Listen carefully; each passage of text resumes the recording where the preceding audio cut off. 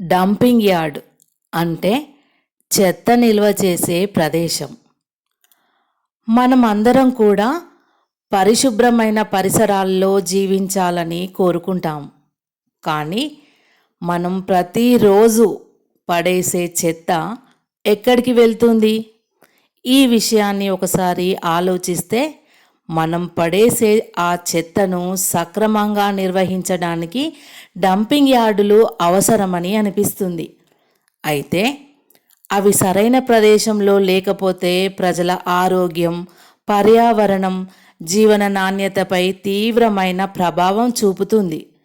ముఖ్యంగా పిల్లలు, వృద్ధులు మరియు దీర్ఘకాలిక వ్యాధులు ఉన్నవారు ఎక్కువగా నష్టపోతారు.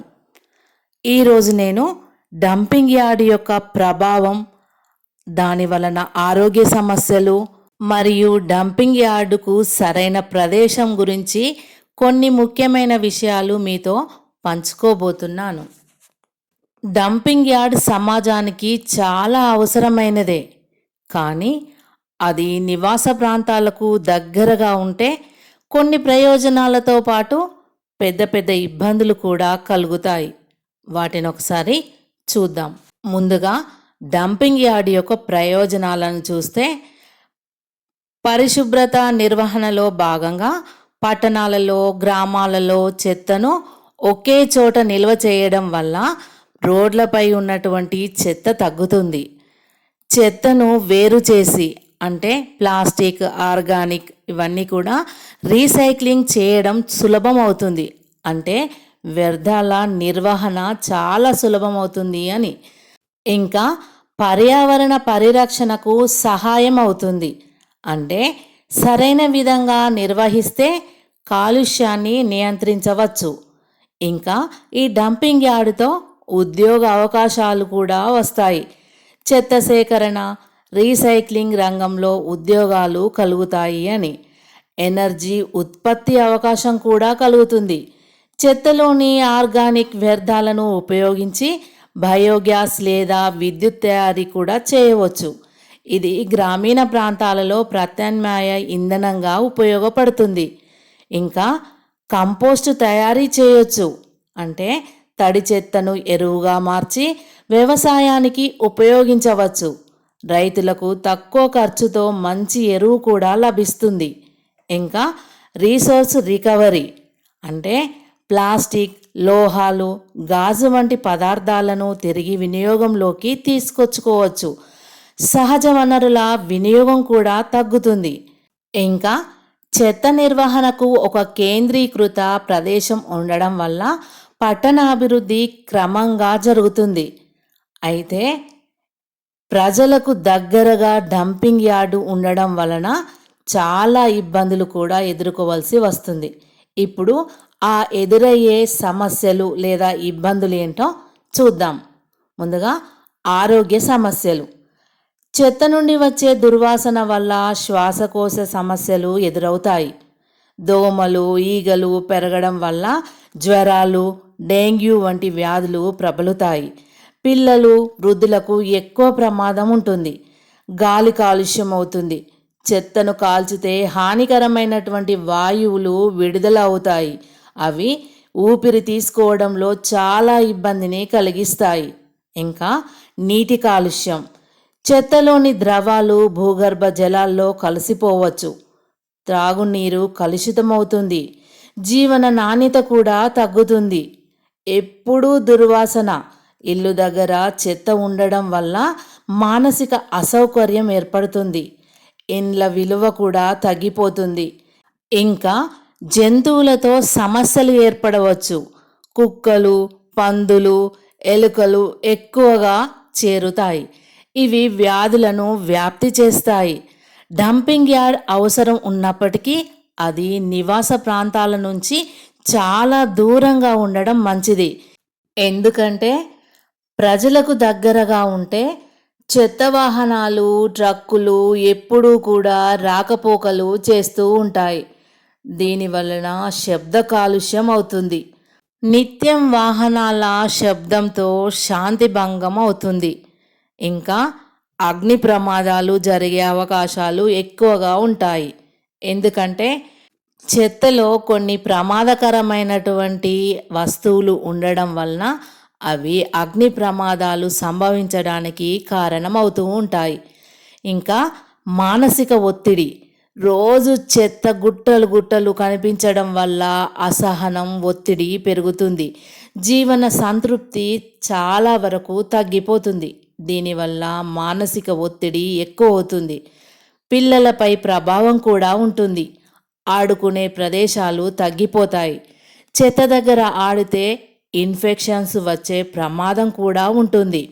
ఇంకా ప్రాంత అభివృద్ధి కూడా మందగింపుగా ఉంటుంది.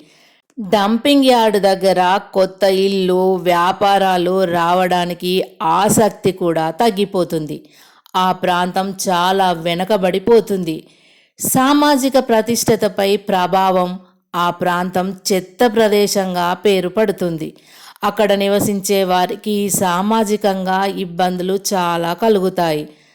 ఈ డంపింగ్ యార్డుల వల్ల ఆరోగ్య సమస్యలు ఎక్కువగా తలెత్తుతాయి. ముఖ్యంగా శ్వాసకోశ వ్యాధులు ఎక్కువగా రావడం జరుగుతుంది. చెత్త కుళ్ళే సమయంలో వచ్చే విష వాయువుల వలన ఊపిరితిత్తులకు హాని చేస్తాయి. అస్తమా, దగ్గు, శ్వాస తీసుకోవడంలో ఇబ్బందులు పెరుగుతాయి. ఇంకా చర్మ సమస్యలు వస్తాయి. గాలి కాలుష్యం కావడం వల్ల, చెత్తలోని రసాయనాల వల్ల అలర్జీలు, దద్దుర్లు, చర్మం మంటలు మొదలైనవి కూడా రావడం జరుగుతుంది. ఇంకా జీర్ణ వ్యవస్థ సమస్యలు కూడా తలెత్తుతాయి. కలుషితమైన నీరు లేదా ఆహారం వల్ల విరేచనాలు, వాంతులు, కడుపు నొప్పి, టైఫాయిడ్ వంటి వ్యాధులు వచ్చే ప్రమాదం ఎక్కువగా ఉంది. ఇంకా కంటి సమస్యలు కూడా వస్తాయి. దుమ్ము, పొగ వల్ల కళ్ళు ఎర్రబారడం, కాలక్రమంలో చూపు తగ్గిపోయే అవకాశం కూడా ఉంటుంది. ఇంకా నాడీ సంబంధిత సమస్యలు కూడా వస్తాయి. చెత్తలోని విష పదార్థాలు దీర్ఘకాలంలో మెదడు పనితీరుపై ప్రభావాన్ని చూపవచ్చు. తలనొప్పి, అలసట, దృష్టిలోపం మొదలైన సమస్యలు కూడా తలెత్తుతాయి. ఇంకా హార్మోన్ అసమతుల్యత కూడా ఏర్పడుతుంది. కొన్ని రసాయనాలు శరీరంలోని హార్మోన్లపై ప్రభావంను కూడా చూపుతాయి. మహిళల్లో, పిల్లల్లో శారీరక మార్పులపై కూడా క్యాన్సర్ ప్రమాదం. ఇంకా దీర్ఘకాలంలో నిరంతరం కాలుష్యానికి గురైతే చర్మ క్యాన్సర్ వంటి రోగాలు వచ్చే అవకాశం పెరుగుతుంది. రోగనిరోధక శక్తి కూడా తగ్గిపోతుంది. ఎప్పటికప్పుడు కాలుష్య వాతావరణం వల్ల శరీరం త్వరగా జబ్బులకు లోనవుతుంది.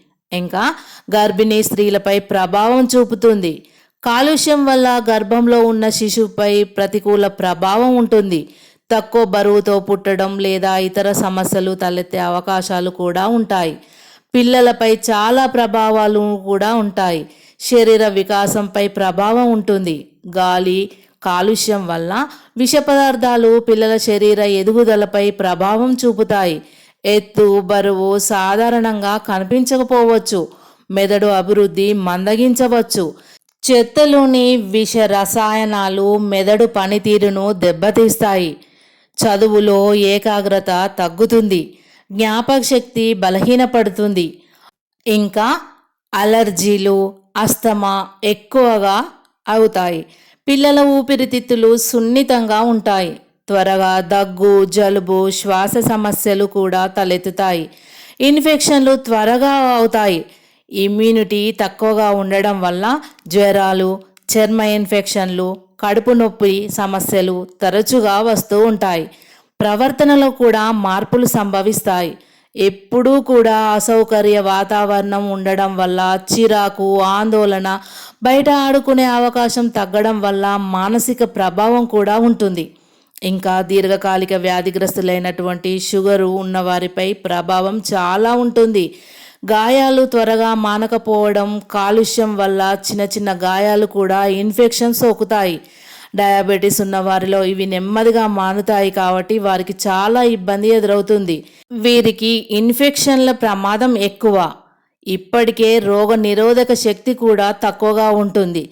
ఇంకా చెత్త దగ్గర బ్యాక్టీరియా వల్ల తీవ్రమైన ఇన్ఫెక్షన్లు వచ్చే అవకాశం వీరికి ఎక్కువగా ఉంటుంది. చెత్త దగ్గర బ్యాక్టీరియా వల్ల తీవ్రమైన ఇన్ఫెక్షన్లు సోకి వీరికి చాలా అసౌకర్యంగా ఉంటుంది.